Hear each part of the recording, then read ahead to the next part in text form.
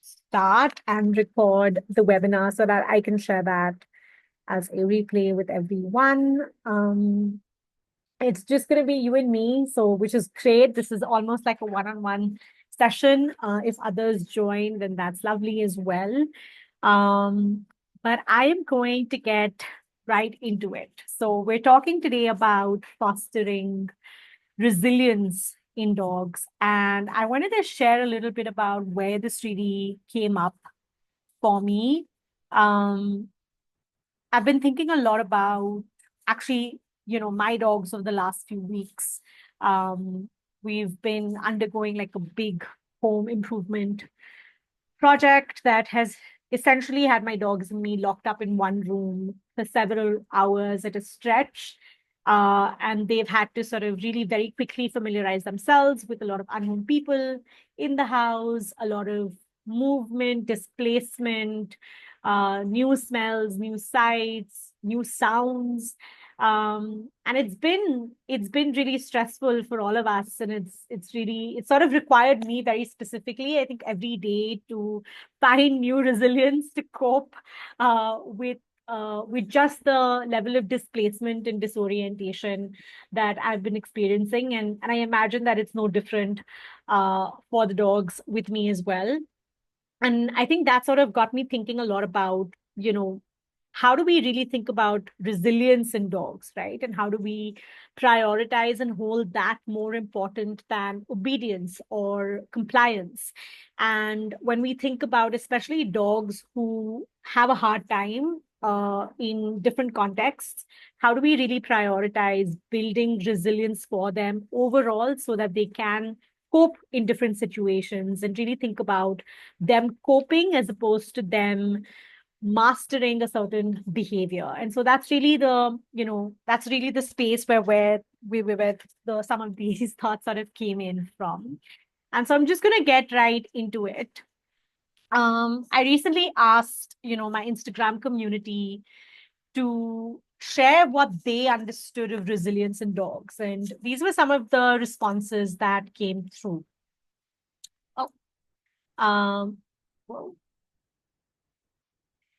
Independent and free, trusting, will try again, not easily traumatized, habituates rather than sensitizes, readily able to engage with other dogs, withdraw as needed, correct as needed, ask for help, having consistent character like we do, stable, balanced, able to deal with situations, handling conflict with communication, ability to settle their nervous system after a stressful occasion, and recovering and returning to baseline quickly after a stressful situation. So these were some of the responses that I got, and they were very, very interesting, and I think very telling, right, of what we as dog guardians, dog caregivers really expect of our dogs, of how we understand what resilience really looks like or should look like in our dogs. And so what I wanted to do is really give you a little bit of food for thought, right? And again, it's just Laurie here, but this is also for everybody, who's listening to the replay, right? I want to talk a little bit about this dog called Muttley. Now, Muttley is an extremely dog reactive dog. So every time he sees other dogs, he lunges, he barks, he's growling, he goes into one of those, what what let's say most people will look at as a reactive frame of mind and shows reactive behaviors. And so I'm curious to know, and again, Laurie, if you want to share either in the chat box or by unmuting yourself, what would resilience look like for this dog, right? What would it look like for a dog, reactive dog like Muttley?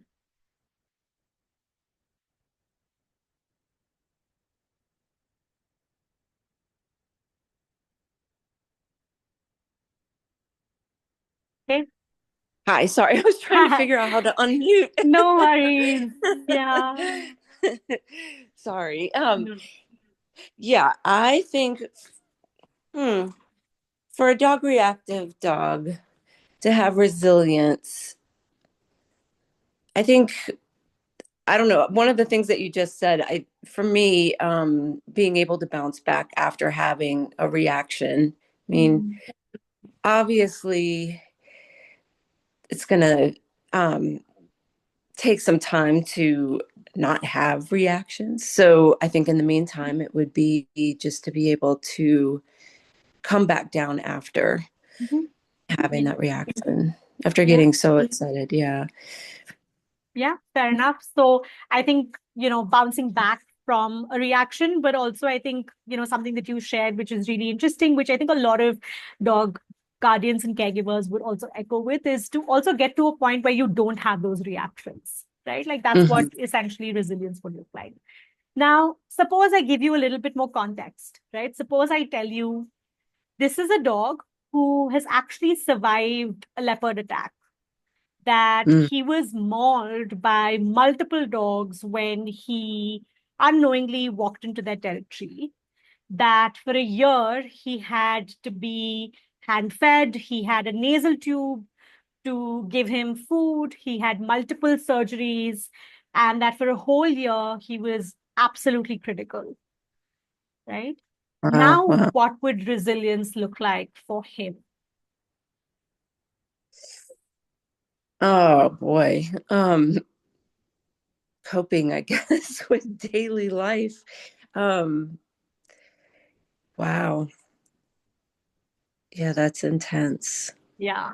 And when you said coping, like I literally had like goosebumps, right? And it's so interesting, like as you sharing, like as you responded to it, like I could feel you feeling how intense that context was, right? And so Yeah. it's interesting that when you have that context, what our expectation of resilience suddenly looks very different, right? We're Mhm. no longer talking about, it's almost like we're saying, I don't really care about your reactions to other dogs. I just want you to get through everyday life, right? Right, right. Um, and so if I had to then add context to this and say, he now very peacefully, playfully, beautifully coexists with another dog in the same household after months of figuring it out.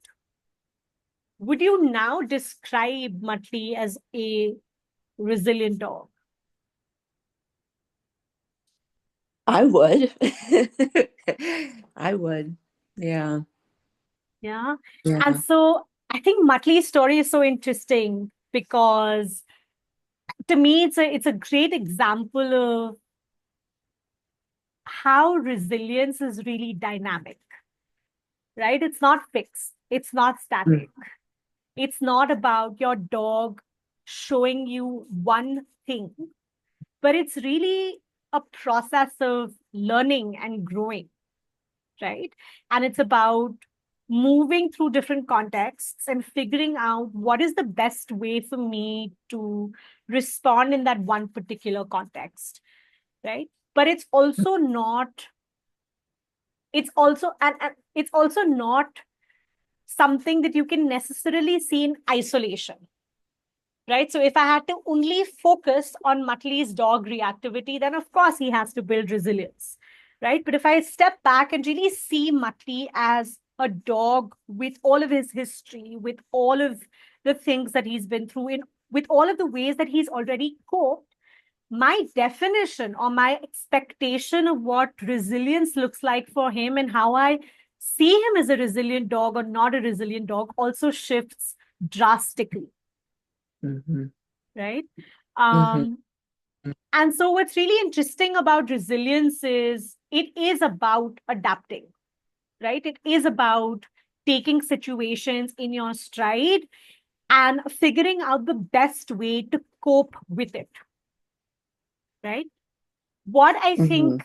happens a lot of the times is when we think about resilience, we think about the dog not having any reaction, right? Or, for example, I know we've spoken about, let's say, you know, separation anxiety, right? So when we think about separation anxiety, resilience is to not have separation anxiety, right? Or to not be anxious about separation, right? But resilience is not about invulnerability, or it's not about avoiding emotions. If something feels fearful, if something feels overwhelming, if something feels scary, you have to respond to it appropriately. Not responding to that situation appropriately is abnormal and is potentially like a maladaptive way of coping. And I think that is what so much of conventional training, so much of behavior modification focuses on. It focuses on masking behaviors, it focuses on suppressing behaviors, it focuses on suppressing emotions. And that kind of separation, that kind of suppression is not what resilience is about, right? Resilience is about saying, shit, I'm in a tough situation. This is really hard. I am having a really hard time, but I can get through this. Yeah. Right. And I think what's interesting is that it's also very unique to each individual. So what resilience looks like for your dog is going to look very, very different for my dog. And that makes sense because each of our dogs have very different contexts and very different histories. And they're part of very different systems, right? So it's also unique to each dog. So for example, for a dog with, and I'm going to stick with separation anxiety because that I know that that's something that echoes with you. For a dog with separation anxiety, maybe resilience looks like, for one dog with separation anxiety, maybe they have the capacity, or resilience as a capacity looks like, to stop barking and peeing around the house, but continuing to stay next to the door. Mm. For another dog, resilience could look like not caring about who's at home and not at home and just doing their own thing. And it's not to say that neither of them are resilient. It's to say that both of them are resilient in very different ways. And that is impacted by lots of different things together. And so again, I think what a lot of conventional training and conversation around dog behavior do is to give you the same image of success, the same result, irrespective of who your dog is, irrespective of what is the unique context to your dog. Right. And again, if I have to think about it for human beings, how you cope with an anxious situation will look very different from how I cope with an anxious situation. It's not to say that neither of us are resilient. Our resilience just looks very different because it's influenced by so many different things. Luna agrees in the background. She's like, yes. She's like, yes, you're saying the right thing. I'm not very resilient to not getting my breakfast right now. And so, it's not an individualistic trait. It's unique to every individual, but it's not an individualistic trait in the sense of it's not something that can be developed and fostered in isolation, but it is a capacity that is nurtured by a much larger system. And it is a capacity that gets fostered through a lot of different interconnections. And I'm going to talk a little bit about that as well, right? And so to me, when I think about resilience, and this is the most common definition that comes up, it is really about bouncing back from adversity. It's about bouncing back from something that's been difficult. And I think resilience as a capacity is just so much more than bouncing back. It is really, and I love this definition, it's a process of adapting to and thriving in the face of adversity, along with recognizing that ability comes as a result of a certain interconnectedness with the people around you, with the relationships around you, with the environment around you, with the animals around you, with an ability to adapt, and with the cultivation of inner strength and equanimity. And equanimity over here, I'm going to sort of reduce it really to a level of emotional regulation, right? But it's not just about, oh, let's bounce back. Like, so much goes into building that resilience for a dog. And it's not just about putting the dog in a difficult situation and saying, okay, now show me how resilient you are. It's about building capacity over a period of time and cultivating that ability to adapt. Yeah. I'm going to pause. Yeah. Laurie, any thoughts? Any things that you're thinking about? Gosh, I'm thinking about Luna. Yeah. Yeah, I'm thinking about myself actually. Yeah. Yeah. Yeah. I love that. I think that's such a wonderful space to be in, where you're thinking about both yourself and your dog. Because again, so much of this is not really specific to dogs, right? It's specific to us as well. And I think, so much of, and if I go back to like some of the responses that, came, and I think it's, so muddled thoughts, sorry. It's about the dogs, it's about us. But also I realize that so often, like when it comes to some of these really sexy words like resilience, we often hold very different standards for our dogs and us, right? So if I think about some of the responses that came in from the community about what they saw as resilience in dogs, to ask for help, to correct when needed, to trust me, to back away when needed, to have consistent character, right? To bounce back every time there's a stressful event. And how often are we able to do that? Yeah. Right? We're not able to do that. We're not able to do that perfectly all the time. There are times when we struggle to respond to a situation with resilience. And we allow ourselves the spaciousness to say, yeah, it makes sense. It makes sense that right now we can't cope, right? We allow ourselves the spaciousness. We also justify that in so many ways and forms for so many different reasons. And all of those reasons could very well be valid. But so often we do not extend the same spaciousness. Our dogs don't have permission for the same spaciousness.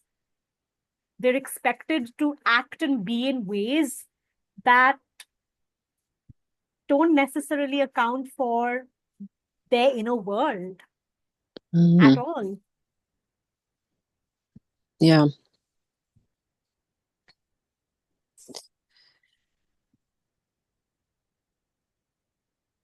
Well, I know for little Luna here, I have been trying to help her, if I know that she's had a stressful situation, just, letting her know that I'm here for her. And I don't know if it's helping her at all, but it makes me feel better to do that. Yeah, absolutely. And I think you're touching upon something really important, which I'm now going to get into as well. Okay. So when we think about like what, and I think this is the meat of it, right? Which is to say, how do you build a capacity then for resilience in dogs? And I think what's important for us to recognize is that there are both internal as well as external factors that impact that capacity, right? And I think what's helpful to also keep in mind, which will again come up in so many different ways, is that resilience is a dynamic capacity. And so it isn't to say my dog is, oh, because of XYZ, my dog can no longer be resilient. Absolutely not. Right? It is a dynamic capacity. But I think as humans responsible for these dogs, I think we have to be aware of what are different things that we need to start putting into place to build that capacity in them. right? Because again, resilience takes a lot of different interconnected pieces together. So I'm just going to touch upon some of these pieces. So one of the things that contributes to resilience capacity is the neurobiology of the brain. And I'm not going to get too much into it and give you just like a more, umbrella view of this, which is how the brain functions, how neural connections in the brain, neural pathways are formed, which pathways are strengthened. All of those things do impact how quickly dogs can bounce back or return to that sense of baseline after a stressful event. And so what that really means is, the activation, how quickly so your stress response in the body pretty much gets activated very quickly when you are encountering something that's overwhelming, stressful, scary. But for some dogs, that stress response can take a really, really long time to switch off. For some dogs, it switches off quite quickly. They're able to shake it off really quickly, but for some dogs, it takes longer. And for dogs for whom it takes longer, those dogs could have lesser resilience capacity than others, right? And again, the switching off, the speed of the switching off of that stress response is again impacted by lots of different things in the dog's internal as well as external environment. But what is true is that all of our brains have certain uniqueness. The way that our brains work, the way that our brains respond with the rest of the body is unique to each of us. And so that uniqueness does play out as well when it comes to some of that response to stress. Sorry, just give me 1 second. 1 second.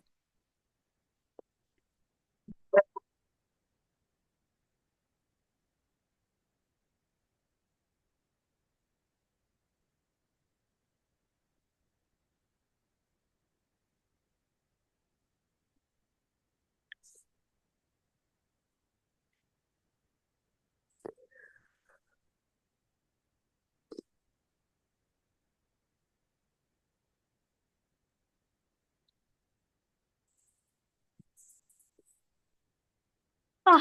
So sorry about that. We had an No worries. unexpected dust storm, and all the doors were open and everything was flying about. Oh gosh.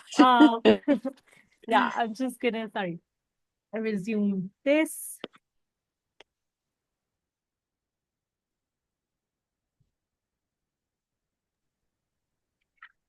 Yes.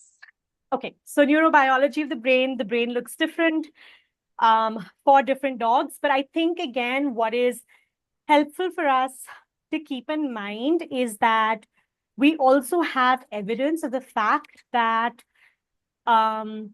there is neuroplasticity, right? Which means that the brain can adapt and grow, that new neural pathways can develop. And in the brain, new connections can be made. And there are lots of different things that facilitate that for dogs. And so I'm also going to get into a little bit of that in just a bit. But again, thinking about your dog's brain is something that's helpful. And again, I think misses a lot of the conversation, right? Because neuroscience in general, and especially that in context to dogs, is still an evolving piece, but something definitely for us to just keep in mind. The second piece is the dog's personality, right? And this is also really interesting because, again, personality is a result of some genetic pieces, but also a lot of environmental pieces, right? And what is true is that every dog's personality is different, right? Every dog's personality is very, very unique to them. And so there are also studies to show that even within the same breed, dogs can be significantly different from each other, all because of their personalities, right? And so it's very much possible that you have some dogs who are less confident, not very bold, not very sociable. You can have some dogs who are very bold, who are very pro risk taking, who are extremely sociable. And limited studies on canine personality have shown that if you have dogs who are bolder, who are more sociable, who are able to handle different kinds of social situations, it is likely that they're more resilient than dogs who would not, right? And again, I don't think the answer is, oh, now let's make sure that all dogs are bold and all dogs are socially, you know, socially advanced in their communication and all dogs are taking risk. I don't think that's the idea, right? Because there are parts of the personality that can seem slightly more malleable than the others. I think it's about just recognizing again that each dog is very different. And so I think to narrow it down to saying what does resilience look like for your dog, as opposed to what does resilience look like for dogs of a certain breed or for dogs of a certain, or for dogs who struggle with a certain kind of problem behavior. Yeah. Um, Laurie, just feel free to pause me wherever you need me to pause. Okay. Yeah. Perfect. Yeah. The other one, and this is where things start getting a little hot and heavy, right? Is the quality of maternal care.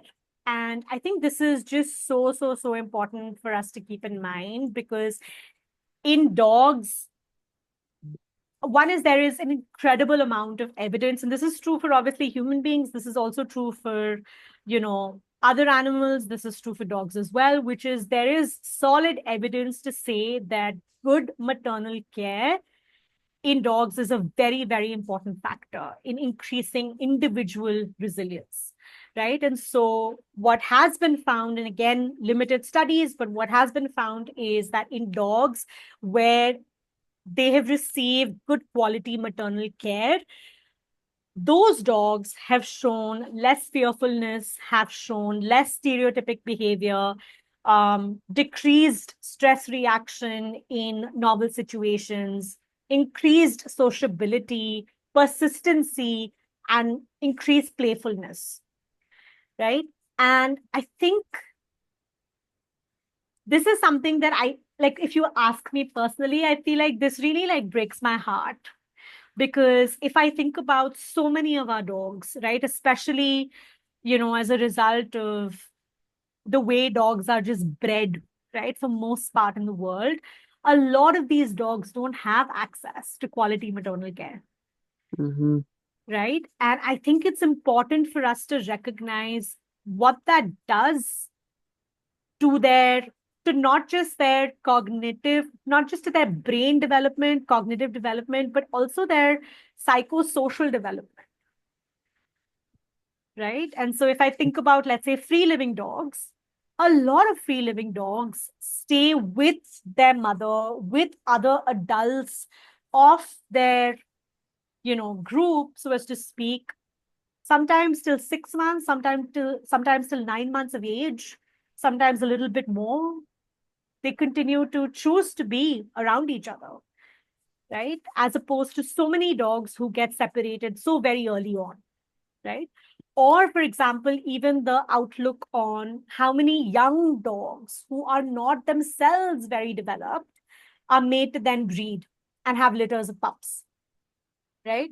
And so, maternal care is it's not just about access, right? But it's also about the dog's capacity to offer that maternal care, you know?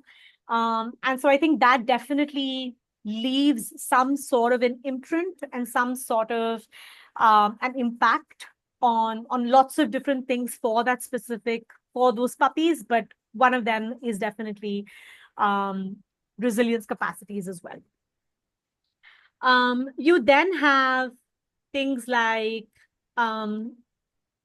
what is the impact of, oh, this is so irritating, early life stressors, other adversities, and just overall access to the growing environment, right? So again, if we see that dogs have, experienced trauma very early on, and trauma could look like, of course, accidents, loss, injury, sickness. It could also look like unmet needs.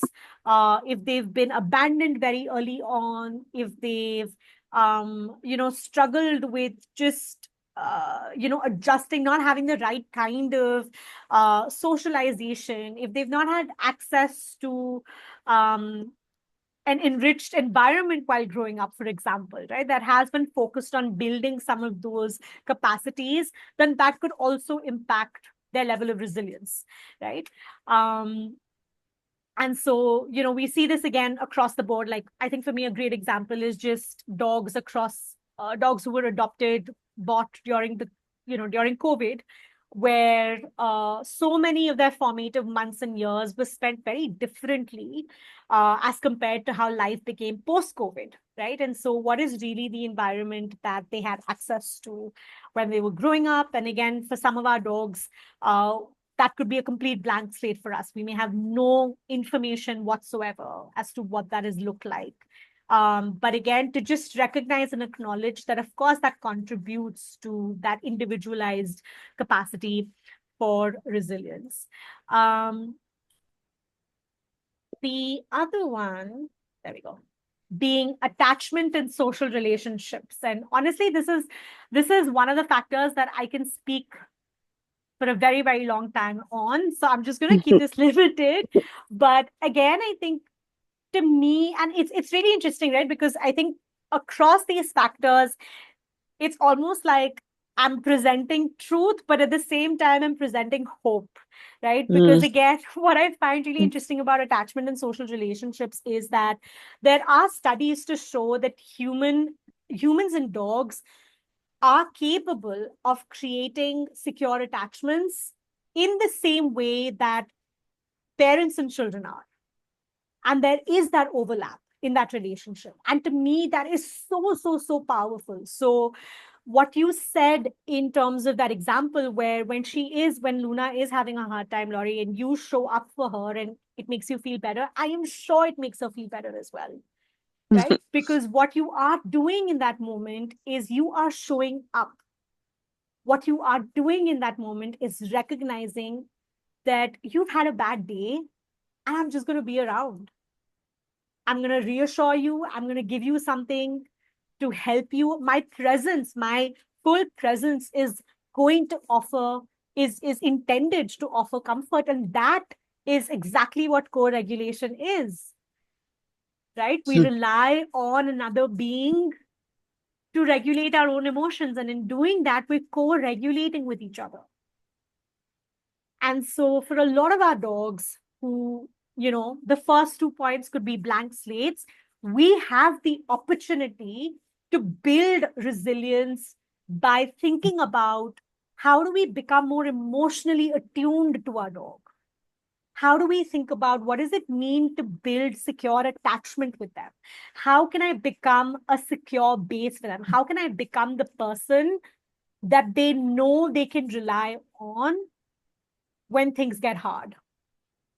Right? And what's so interesting is that when studies were done to explore, the secure base effect with dogs and humans, what they found is that in cases where dogs did see the human as a secure base, as someone they could trust and rely on, they engaged in play behaviors. They engaged in exploratory behaviors, right? They engaged in curiosity. They were more confident in approaching novel situations because the presence of their human acted as a secure base. And I think it's interesting because that goes back to what we spoke about personality, right? So we do know that quality attachment, deep, meaningful attachment, can contribute to shifts in your personality as well. It may not take you from a 0 to 100, but it could take you somewhere along that journey, right? And then the same happens for social relationships, whether that is with other human beings, whether that is with other dogs. Dogs are social beings. They are wired for connection. And so again, I think what's really beautiful in Muttley's case is Muttley may not want to be friends with every other dog, but he seems to have found a relationship with the dog in his house as an extremely important relationship. And he potentially derives companionship from it. He derives support from it.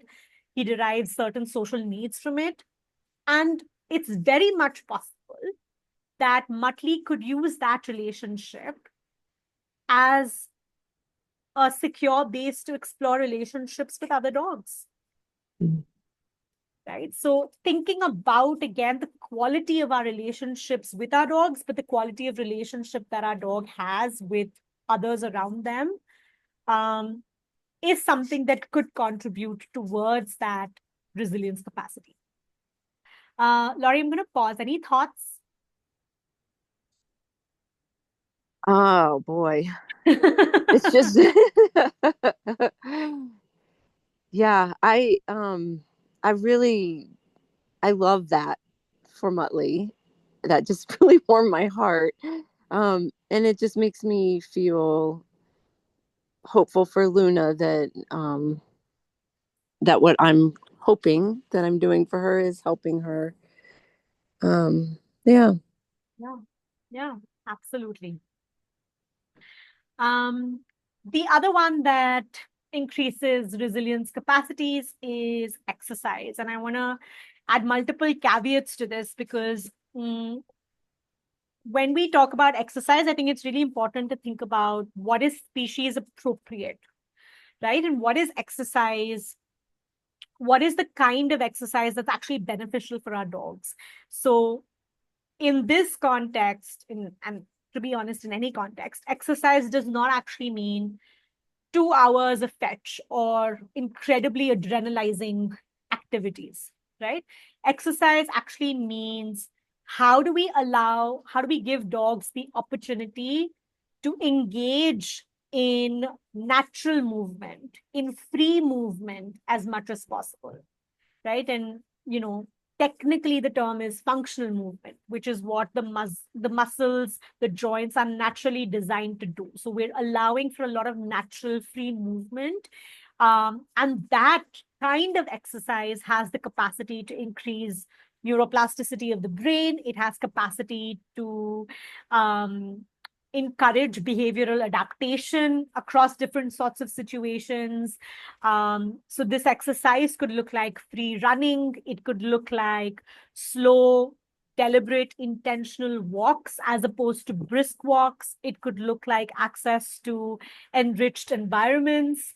It could look like access to, landscapes or terrains where the dog has to navigate through different kinds of things. That way, using really their full muscles across the board. All of that kind of exercise, those examples can increase resilience in lots of different ways, right? And remember, we're not looking at this from a linear perspective to say input output. We're saying that impacts so many other things that consequently we're putting in the right inputs towards building that resilience, right? So by virtue of, let's say, that kind of exercise, increasing neuroplasticity in the brain, by virtue of increasing learning capacities, problem solving capacities, we could see an increase in what the dog is able to cope with over a period of time, right? Another one is genetic factors. So again, for some dogs, fearfulness, anxiety, aggression could have a genetic input. And again, I think this is really interesting because I feel like, the way dogs are bred for very specific traits, that kind of artificial selection exacerbates some of these things. So if I had to think about, dogs who are used in the military, who are used as police dogs, dogs who are bred for things like dog fights, there is a very clear trait selection of aggression towards other dogs. There is a very clear trait selection of gameness, which is, the ability to sort of persevere irrespective of injury or pain that the dog is experiencing. And so those genetic factors obviously shape how a dog's, capacity for resilience looks like, right? But provided the right environment and provided access to other factors, that resilience capacity could also evolve, right? How much it evolves is a combination of lots of different things. But can it evolve? Yes, right? Again, the amount of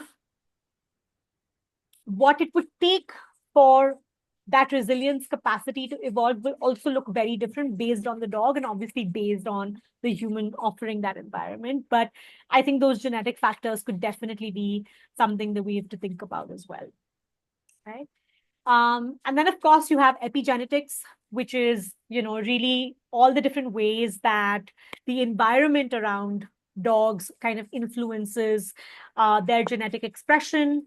So again, things like, access to care, access to diet, access to safety, physical safety, you know, exercise, all of these things do shape genetic expression differently. And those expressions pretty much last for like generations, right? And so, again, with our dogs, for example, and this is the example that I again come back to is so much, our dogs don't really, even as puppies, right? They don't come to us as blank slates. They come to us with so much history that unfortunately we don't know of, right? And so I see this with some of the pitties. Oops, and we have lost light. Just give me Oh. 1 second. Oh dear, dear. 1 second. Thankfully, I have a backup, I think. Just 1 second. Did you say hi to Sarabi?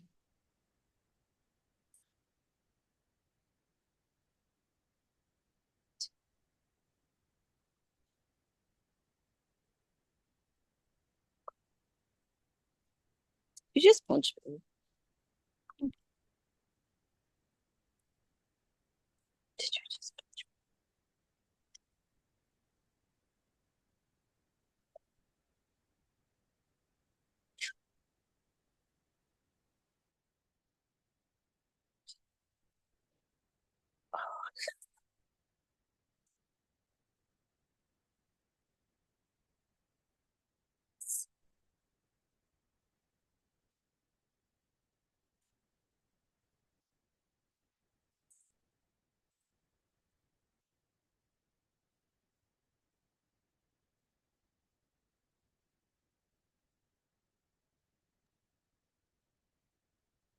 There we go. I have some level of light here. Oh, it's a good light for you, Sarabi. Thank you. Yes, so epigenetics. So they all, and I think the example that I was giving is, with a lot of the, for example, pitties that I see in the shelter, a lot of them actually do come from a long line of dog fighting. And to ignore the impact, and even though they may not have been part of dog fights, but they do come from a line of dog fighting dogs.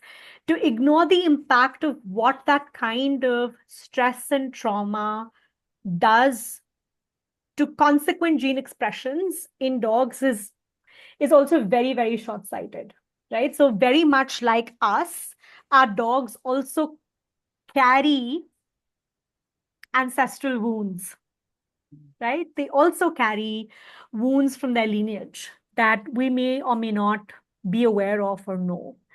And so I think again, just becoming aware of that can be really helpful. And again, I think what's interesting about epigenetics is when we think about some of these influences, when we think about how we can actually, what we do with our dogs, the environment that we offer to them, how that can shape not just their current behavior, but also their, genetic expression in different ways that is absolutely unknown to us. um, that can be really, really powerful, right? We can make better choices. We can make different choices for them as a result. And then the last factor that definitely plays out is just overall diet and microbiota, right? And there's just so much. Um, this is also such a new space, and there is just so much continued evidence coming up on this. But different examples, right? If a dog has not had access to species appropriate high quality diet since the very beginning, uh it affects the dog at multiple different levels, right? It affects the dog physically, it affects the dog in terms of their cognitive development, it affects the dog in terms of just unmet needs, it affects the dog behaviorally. It has multiple, the impact is just very, very, the impact is across multiple things, right? It's not just one thing. And again, the same thing, by the way, applies to, for example, some studies have shown that when the mother dog does not get access to proper nutrition, that also impacts the puppy, because the mother dog and the puppies obviously share similar microbiota.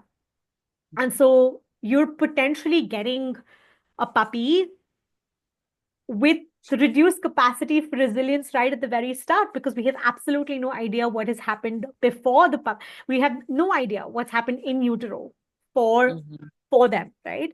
And so I think that all of these different things shape the capacity for resilience with our dogs, but also all of these are things that we can be mindful of and we can potentially influence as we think about fostering resilience in our dogs.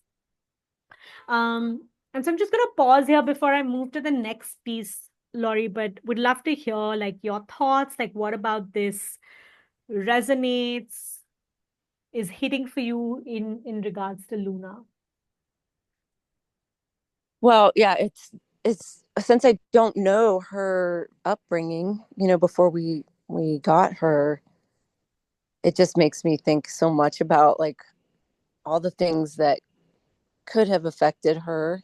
Yeah. Um, but obviously there's nothing I can do about that now. So um I love the diet and the microbiota. Like I do a lot of research about that, and um there's some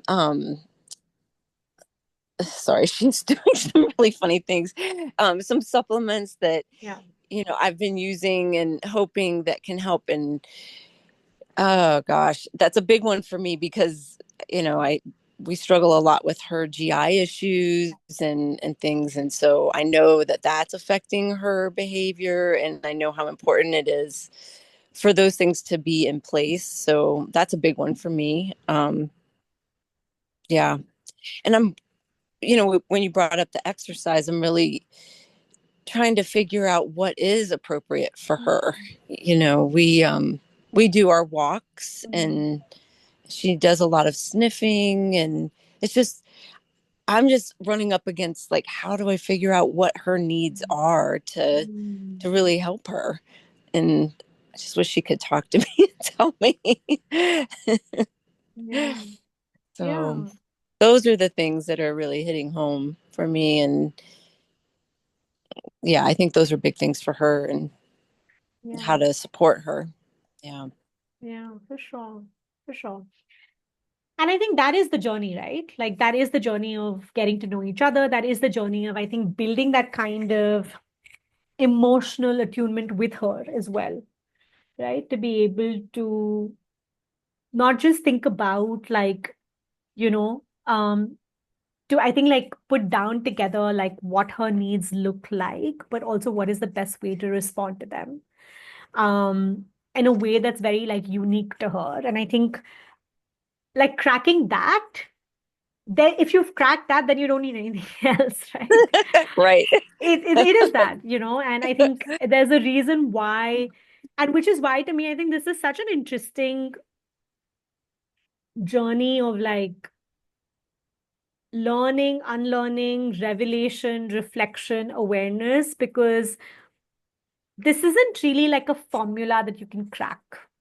It's really getting to know your dog at such a deeper, like almost like spirit level, right? To then figure out, okay, now tell me, how do I support you in the best way possible, right? And I think the invitation really is, and I think about like how,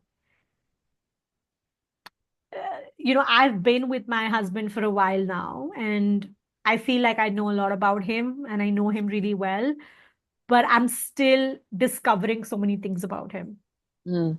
and I think I will continue to discover a lot of different things about him, uh, for however long that we're together, Yeah. right? Because, we evolve, our partners evolve in different ways. And I think that's very true for even our relationship with our dogs, right? So Mhm. I don't think the goal is, oh, I want to know everything about you.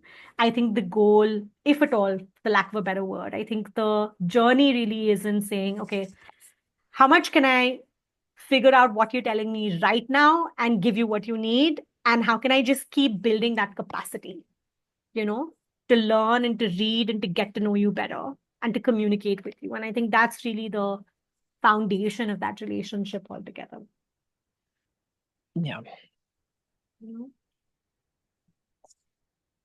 And it's also making me think about this, right? Which is